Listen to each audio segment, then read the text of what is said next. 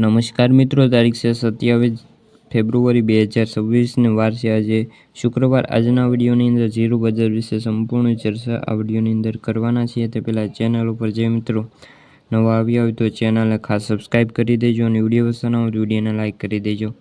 તો મિત્રો, દેશમાં જીરુંનું ઉત્પાદન 95 થી લઈને 97 લાખ બોરી થવાનો અત્યારે આશંકાઓ જણાવી રહ્યા છે। ખાસ કરીને નવી સિઝનમાં કેરી ઓલ ઓવર 27 લાખ બોરી અને નિકાસના વેપારો 40 લાખ બોરી આસપાસ થવાની સંભાવનાઓ રહેલી છે।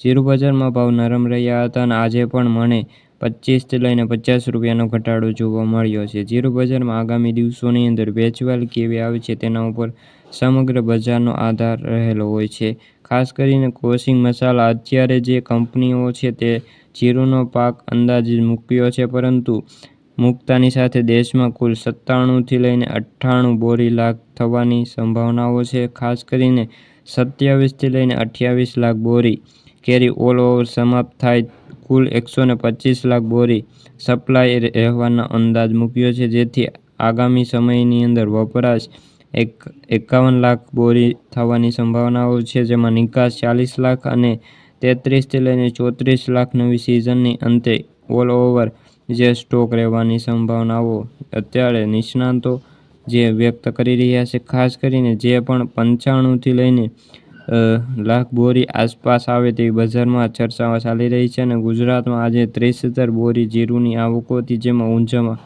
12,000 બોરી, રાજકોટમાં અંદર 4,000 બોરી, ગોંડલની અંદર 4500 બોરી, બોટાદની અંદર 3500, જસદણની અંદર 1500 અને વાંકાનેરની અંદર 10,000 બોરીની આવક જોવા મળી છે। હળવદની અંદર પણ 1500 બોરીની આવક છે, જામજોધપુરની અંદર 800 બોરી છે, જામનગરની અંદર પણ 800 બોરી જોવા મળી છે। આ ઉપરાંત બેન્ચમાર્ક જીરુંનો વાયદો 265 રૂપિયાથી ઘટીને 22,450